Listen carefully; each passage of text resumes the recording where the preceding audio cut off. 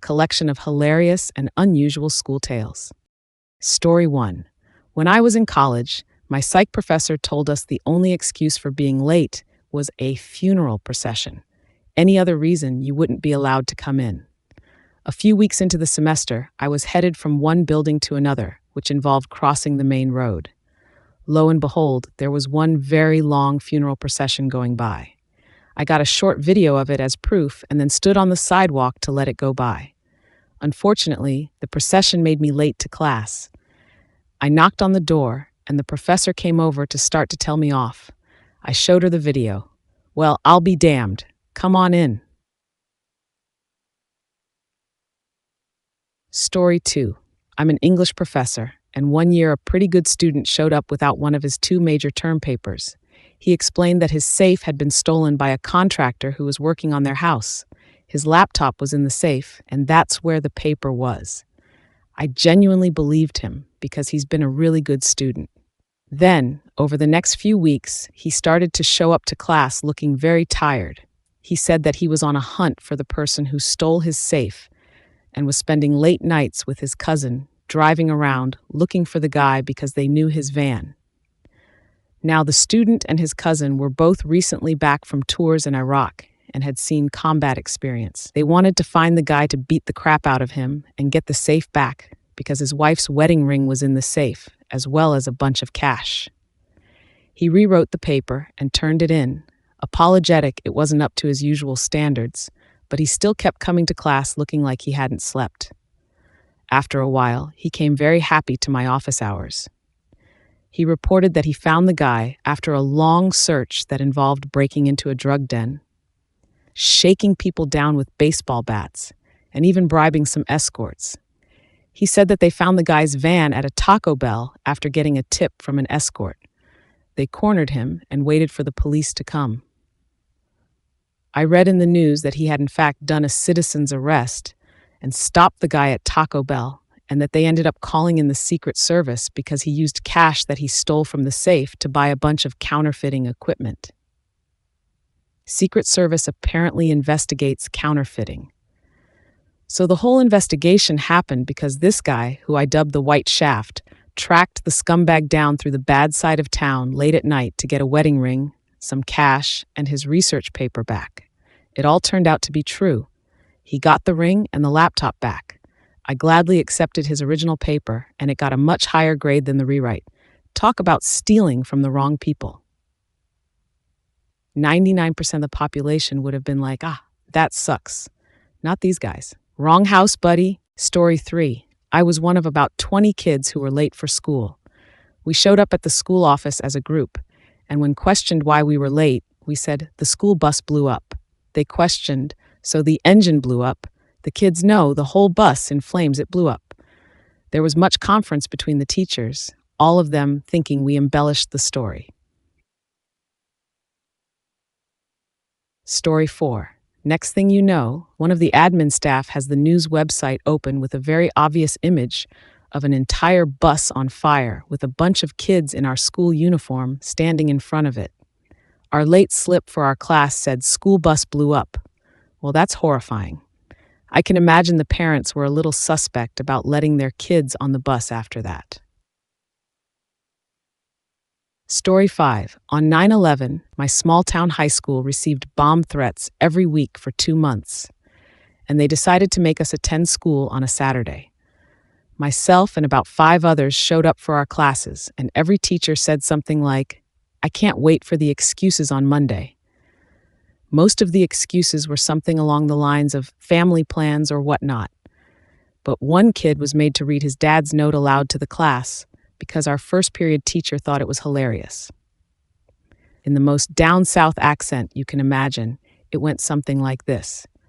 "My son ain't too smart, but he knows you ain't supposed to be punished for someone else being an idiot. Bought him a 6-pack so he was drunk. Y'all can screw off." I wish we had smartphones to record back then so I could share it. Story 6. Not school, but I got robbed at gunpoint and my car stolen the previous night and was talking to cops detectives until the early hours of the morning. But being the dedicated corporate slave I am, I showed up to work the next day, albeit an hour late. So even in public accounting, they understood and even said, this is clearly an appropriate reason to not come into work, right? Looking back, I probably should have taken the day off. If anything, this made my coworkers think I'm some crazy person for just brushing it all off as no big deal and coming into work. Story 7. Obligatory, not a teacher, but I'm an admin at a music school. I had a mom frantically call me and let me know her daughter would probably be late or miss their guitar lesson in a couple hours because she couldn't find the kid. I was just kind of like, okay, well, I will let her teacher know. Got another call about an hour later from the same mom. She found the kid, but apparently the daughter went to a friend's house and decided to dye her hair green. They lived pretty close by, so I did let them know they could still come in for their lesson. Mom said she would call me back and let me know in a minute or two. Never called back. Her daughter showed up for her lesson about 5 minutes late with this bright green coiffure. I gotta admit, it looked rad as hell, but also a kind of confusing thing to be an audience to the build-up for. Note, coiffure is a noun meaning a person's hairstyle, typically an elaborate one. Story 8. Obligatory, not a teacher but a student. I was constantly late to a class my senior year of high school. I had depression and was on a 504 plan as a result. For this reason, I was allowed some extra time in the hallways before class to recover from the mental stress of being in class, etc. It was super helpful and, yes, a pretty weird 504 plan. One time, I was running late and witnessed a car hit a pedestrian crossing the road, severely injuring him, and the car drove away. My brother, who is into cars, recognized it, identified it to me as our neighbor who is also in first period. I stopped to help the pedestrian, also a student at the school, because I had some first aid/lifeguard training. I called him an ambulance and waited for it to show up. I also called the school and told them that he would be going to the hospital. Yep, pretty nice of me. When I got to school, my brother and I went down to the front office to get a note for tardiness. The admin I called was waiting there. He thanked me, gave me a note, and told me to tell the teacher if there were any questions to call him. My brother told him about the car that he'd recognized and that we knew the driver and who that person was. We both went to our classes. I got to first period late again, and my teacher didn't even want to hear my excuse. I pressed the note into her hand and told the story. Story 9. Anyway, the driver of the car was sitting in the back of the classroom with a guilty look on her face. She looked scared crapless. When my teacher wouldn't stop giving me crap for my lie, I gave up and waited for justice to take its course. For the record, I never lied when I came into class late. I always told the truth. I slept late. I never invoked my 504 plan for that particular class, even though my teacher knew about it and would be forced to accept it. Halfway through class, the administrator entered with the school resource officer and informed my teacher that the student needed to come with him right now for a hit and run. He saw that I was sitting there and thanked me again for my help and for putting another person's needs above my own. Man, it was nice to help that kid, but it was really nice to see my teacher's face go from disgusted at the driver to shocked and disgusted when she realized my story was true. Story 10. My auto teacher let me practice removing and adding the tires on his vehicle. The next morning, it was about 20 minutes into first period and no sign of him. He comes running into the classroom, out of breath and his hair all messed up. He points at me and says, "You, what is a torque wrench used for?" I respond with, "I don't know." He says, "I know you don't know."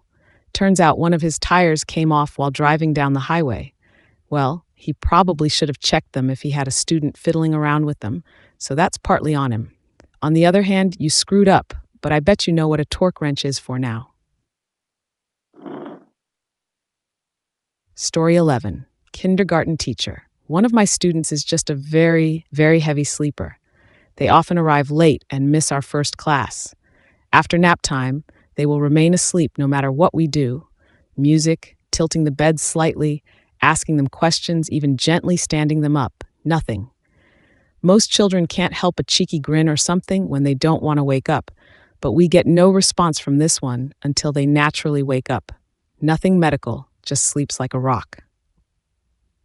Story 12. At a college algebra class, teachers show up late or are a no-show almost every class. The other students thought it was hilarious because if there's no teacher for the 50 minutes, you can leave. So we had no class a huge chunk of the semester, and it really aggravated me.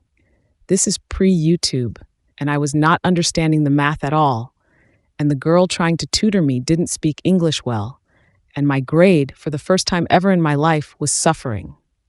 And I'm paying for the class. One day, the teacher showed up about 20 minutes late, and I'm one of the people who didn't take off early. He walks in angrily, slams his briefcase on the desk, and says, "I apologize for this semester. I have cancer. I'm dying," and then left.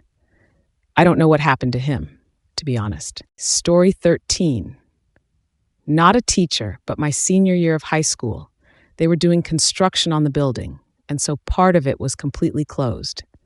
To make up for the lack of space, there was a vocational school nearby in the district that let us use the extra rooms they didn't use.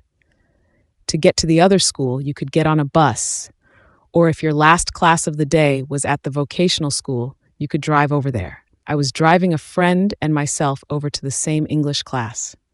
Traffic gets pretty stop and go at this time, as there are a lot of buses and students all going to the same place. The kid behind me wasn't paying attention during one of the stop moments and rear-ended me.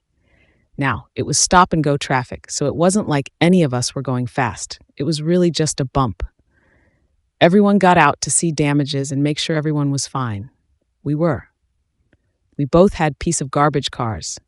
We both decided that nothing was significant, may as well get back into line of traffic and get to class. Bonus, the kid who hit me was also in the same English class. My friend and I walk into class late. First, the teacher, who was known for being a stickler, very snidely says, "You two better have a good reason for being tardy."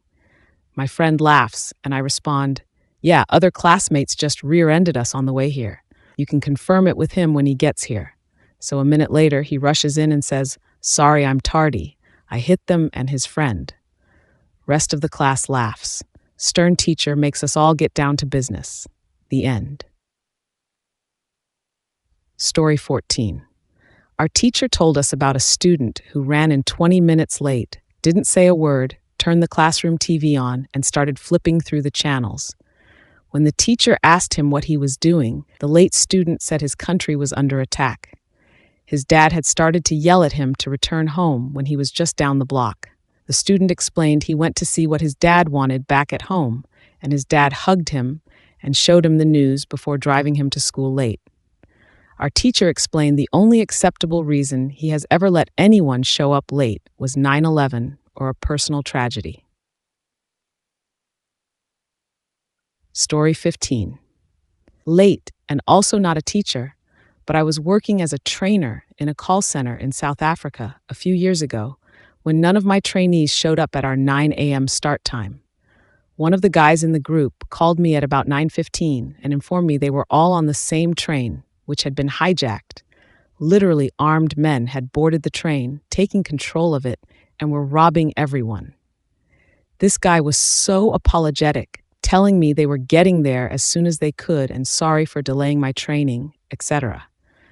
They were still only 15 minutes late, and during all my time over there, that was the most South African thing I had ever seen. Story 16. I don't think this was believed. So I'm walking to uni after parking my car about a kilometer away from campus with no parking meter on one of the windiest days I've experienced. I'm walking across an overpass, and one of my headphone earbuds falls out.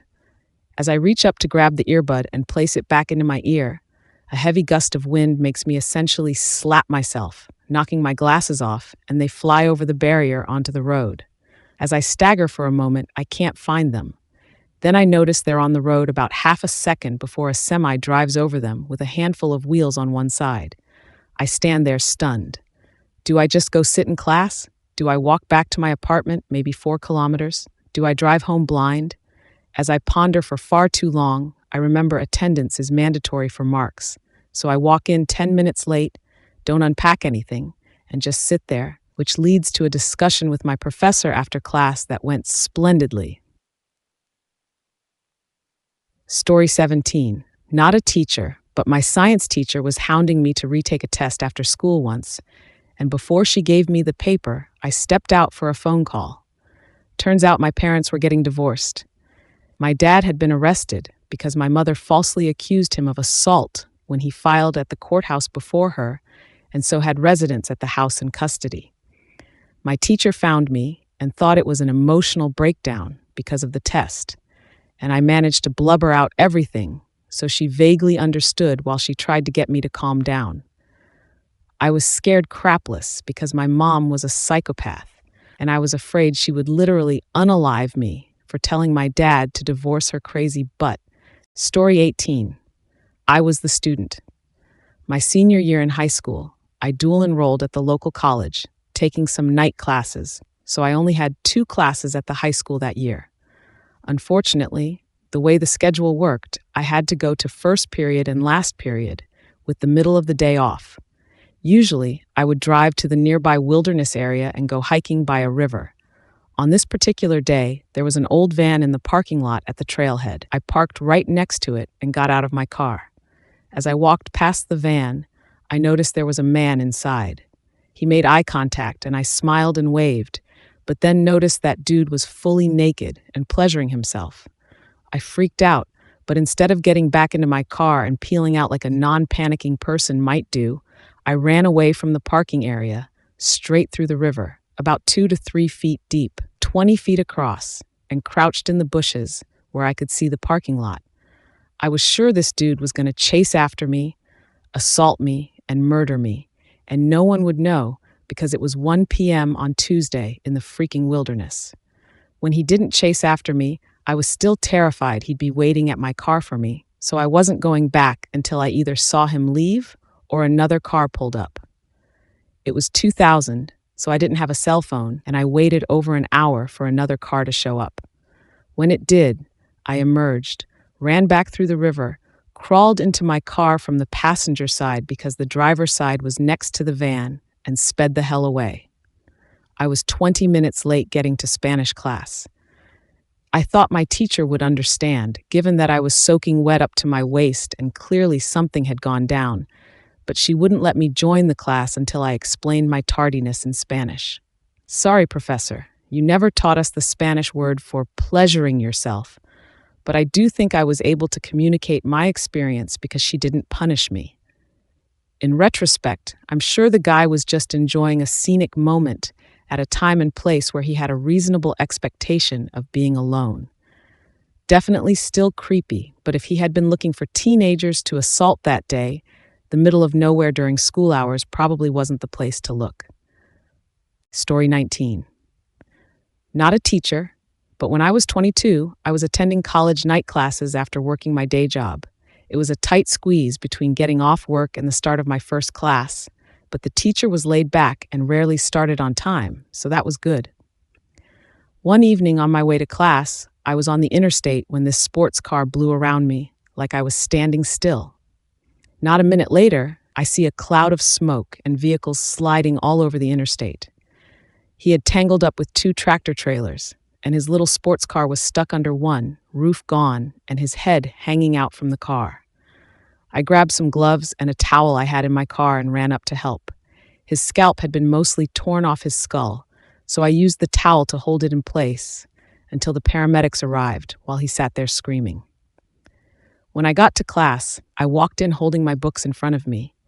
The teacher asked what took so long, as I was about half an hour later than normal. I told him that traffic was bad, and he made a joke about how traffic was hellish that night. As I took my seat and put my books down, everyone was instantly silent. Unbeknownst to me, my shirt was covered in blood. Needless to say, I was excused so I could go clean up and change. Story 20. I teach a college freshman paper writing class. Over the course of the semester, we have 2 workshop sessions where students bring in their drafts and critique each other's drafts. Each one counts for 5% of the grade, and missing it unexcused means forfeiting that 5%. An excused absence makes the other workshop session worth 10%. Anyway, during the first workshop session, there was a student who I did not expect to be absent at all, but 60 minutes into the class still hadn't shown up. Class is 90 minutes long. Normally, I wouldn't allow someone to come in that late, especially to a workshop session. However, he had the best excuse. He hands me this letter from a doctor at the PE department. Turns out he had judo for PE that morning. He paired up with a more experienced partner who flipped him upside down. He landed on his head. I think under symptoms, the note read that he had temporary memory loss and a possible concussion. Under recommendations, it said that he should go home. I asked him, "Why didn't you go home?" He said that he didn't want to deal with the complications of missing workshop. I should note that my class was on the 5th floor of a building with no elevator and high ceilings, so he had already gone up 4 flights of stairs. I didn't want to waste his efforts, so I let him push through. He mentioned he couldn't remember where he put his pen, needed to write comments on classmates' drafts, so I barked at one of his poor classmates to lend him one. Afterwards, I went to our faculty room and told them about it. They all called BS. Then I showed them the note, which completely changed their tune. Started accusing me of creating a pressuring classroom environment. Half joking, I think. Story 21. This was my excuse from high school. I missed first period. My then boyfriend was camping outside overnight in front of the NYC Macy's for a chance to buy one of the first 200 Lady Gaga perfumes. Those first 200 came with a ticket to her Macy's launch event, which included a meet and greet. My parents had said that I couldn't sleep overnight outside Macy's, so I didn't go. But the next morning, I get a call from my then boyfriend saying they didn't sell out of all 200. If I wanted one, I had to get there ASAP. This call came in around 7:30, so I raced to catch a bus into the city from New Jersey, sprinted from Port Authority to Macy's, bought the perfume, got the pass, sprinted back, caught the bus back, and ran to class. My English teacher asks me why I missed first period, and I just say, sorry, was picking up tickets to Lady Gaga's perfume launch event. Missing one class in high school for a Lady Gaga launch event meet and greet. Look, all I'm saying is I get it. I think I made the right choice here. It's just one class. Story 22. That's all the stories we have for today. If you have any of your own, which I'm sure you do, throw them in the comments. I'll give them a read. As always, I hope you have a wonderful day or night wherever you are, and I'll see you in the next one.